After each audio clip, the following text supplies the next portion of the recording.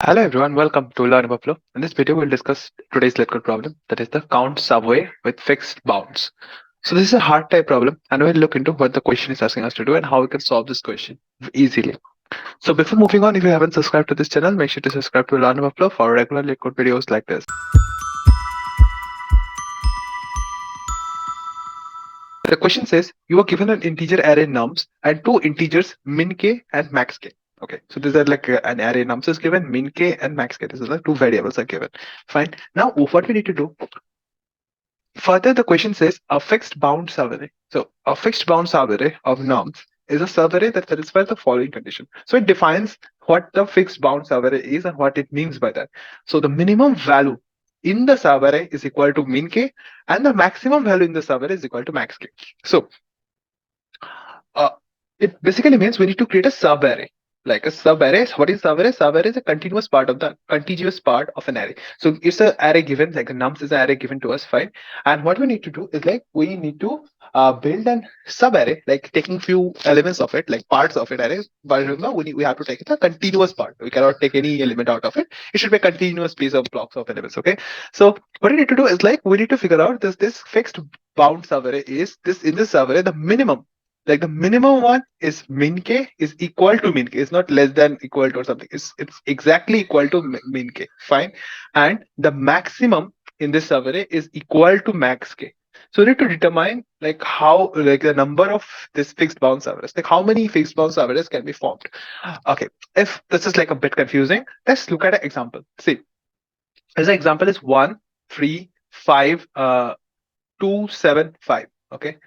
So let's just note it down. So this is a survey like array given to us, and the min is like the min we got is 1, and the max we got is 5.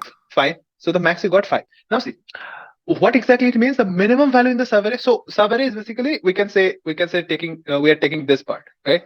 So this is a survey. It is a continuous parts of element. Okay. There are continuous elements are there. The 5 to 7 is there. So it's a continuous part. So it's a survey. Fine. So survey can be anything. It can be from here to here. Okay. From any part. Any part. If it's continuous elements are taking. So it's a survey. Remember. So now what the question is asking, we need to find the fixed bound survey. So in the fixed bound survey, we need to figure out that the minimum element should be this. The minimum element should be min k. So minimum is, so min k is 1. So from here we need to start. Okay. And the maximum should be max k. So the maximum should be max k. So that means we found 1, we found 3, and we found 5. So we found 5. So that's the maximum. So here we can take a survey like this. Okay. So the first survey we got is 135. That's why it is so. It's just because the min we have is 1 and the max we have in this range is 5. Fine. So this is like the first survey that we can get as per our question. Now, if we look further, if we include 2 as well, okay, if we include this much as well, so what happens? The min over here remains 1, the max over here remains 5, okay, and still this is another subarray which is possible, which actually satisfies the whole condition. Fine. Now, next you can say why not 7? Why not include 7 as well? Okay, why not include this 7 as well? So we cannot include 7 because the min stays here at 1, but the max goes up to 7. But what we are given, we have to given the maximum value in the survey is equal to max k. So 5 should be the maximum value in this survey. So we cannot take in 7 because it's more than 5. Okay. So that's the reason we cannot take in 7. So how many surveys we actually saw? We saw like 2 surveys. So 135 and 1352. This is 2 surveys. So that's what they have mentioned. The 135 and 1352 are like the 2 surveys that are possible in this range. Fine. Now, the next thing is once we are given this kind of array like 1 1 1 1, so it's like the similar thing. We need to figure out how many is possible. So in that case 1 1 1 and 1, the min is 1 and max is also 1, right? So that's what is given to us. So how is possible? See, the min is 1 and max is 1. Is it like a single element can be a subarray? Okay, so it's like this. There can be 4 elements. Okay, then take 2 at a time. So this is 1, this is 1, fine, and this is 1. Well, we have to take like continuous elements, right? So this is like the continuous element. So we got 3 another. So first 4 elements and then 3 another. Fine. Now we need to take 3 at a time. Okay. See, if we take 3 at a time, then we got 2 more. So first we got 4 surveys, then we got 3 surveys taking 2 at a time, then we got 2 surveys taking 3 at a time, and then oops, right. Yeah. So and then if we just draw this whole thing, this is like a one subarray that is equal to the whole array. This is also subarray, remember? So this is like a continuous part of this array. Like okay, so that's the whole array itself. So this is also another subarray. So it's like 4 plus 3 plus 2 plus 1. Okay. So how many is there? That's 10. Okay. So that's the 10. So we need to figure out this count actually. How much is the final answer we can come up to? Like how much is like the total number of surveys are possible, remember. So this is how this exact question works. Now let's try to find out, like find an approach towards like approach to solving the problem. Okay, so this solution is more like we are iterating over the given array and like the nums array we are iterating, right? And what we're doing is we're keeping a track of the most recent position of the minimum value and the maximum value. See, that's what we're doing. We keep a track of one, like and two, so that the minimum value is one and the maximum value is five. So we're keeping a track of that. Once we broke the maximum record, like the minimum value moved out of five, okay, sorry, the maximum value became 7, that is the 5 didn't remain the maximum value when we were taking considering this length. That time our method, like our subarray or the fixed bound subarray concept broke, right? So what we did actually is we actually kept a track of the most recent positions of the minimum value of min k and the maximum value in this array. Okay, so at the same time we need to keep another track. Remember what track we need to keep is like is our this left bound is okay. Like we also, like first of all we just move towards the right, we just keep adding, but we also need to keep a check if we leave this left bound. Okay, if we leave this left bound, is the other elements also helping us with the value? Is the other elements is also forming? Say by any chance this was not 7, this was 1, then what would happen? So you can see like 215 is also an survey would have formed. Then 5215 is also have been a survey. So we and even 15 would have been a survey, right? So we need to move our left pointer also. So first we are moving the right pointer to find out when we are moving out of the max values, and then we're moving our left pointer to just figure out all the like left bound also, right? So what is a kind of approach we are seeing is like a two-pointer approach. We are having 2 pointers holding the min and the max values. So we like that, like keeping track of the most recent occurrences of like the min k and the max k values. Okay, and the variable we are using something like left bound, or you can say a left position to note the start of the like left endpoint, like where we are starting from the left. Okay, so if we keep on comparing this min and max and this left bound that we are going, so we'll be able to determine the number of valid surveys in this particular range. Okay, so whatever range we are considering, we can figure out. So let's walk towards a solution. Okay, so let me quickly write a solution and I will explain this again in a few moments. Okay, so what is left and all. So let's immediately write a solution of it. Okay.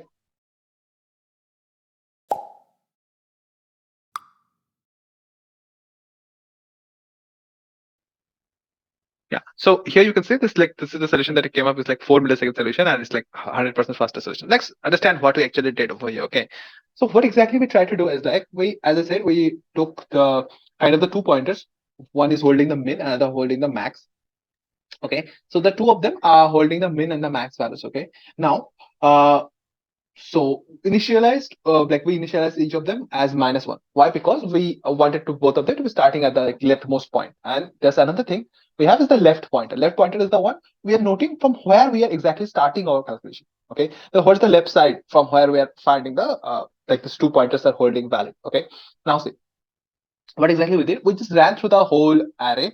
Okay, like 0 to nums.len, and then we are looking for something over here. Okay, what we're doing is like if nums of I is less than min k, like if any value we found that is less than our min k, okay, or we found a value that is greater than our max k, fine. Anyway, anywhere we found a value, like say here in this place we found 7. So 7 is greater than our max k. Max k was 5. So 7 is greater than 5. Right. So we found a value that is greater than our max k. Now once this is greater than a max k, so what we did, we initialized all of them to be the current position. So initialized, we initially made all of them to be as -1. Now, once we found a break, like this element cannot be a part of a subarray, right? Because that's not the condition being said over here. So once this cannot be a subarray, now we need to look for the element after that. Okay. So once we found a break that it is greater than our max k, or we found an element that is less than our min k. So we need to find elements after that. So we cannot continue a subarray which is before this 7. So we cannot continue that further. Okay, so that's why we are again changing the values to our current position. That is the current this position, so that we can find values after this, whatever values are there. Okay, now next thing we're doing is like min is equal to we're updating the value of mean as if mean is the min like a number at this current position is in the min k, that is the minimum value given to us. If this is the position, like say we found 1, that is the min k, and then what it means is like we found like this is the position we are wanting to hold. Okay, we are trying to hold it. Okay, here we find a min k, so this is the latest minimum value we have. Okay, so we are updating it to I. Or if this is not the minimum value, say we are at 3. So 3 is not the minimum value, right? So numsava is not equal to min k. So we are keeping mean as it is, keeping mean whatever value it was holding. Fine.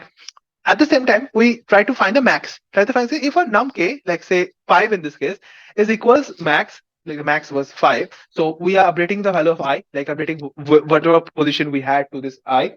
Okay. And else, if this is not the max k, we are keeping it to the initial values. Initial values was like -1 is the initial value, or if it was updated earlier. So we're just keeping it to whatever the max value we have. So this was actually given that it is equal to min k or it is equal to max k, right? So that is why we are only checking for equal to condition. We are not checking less than or greater than condition. So we're checking if the number is a min k or the max k. So we are making sure that this is the length we are following. Fine.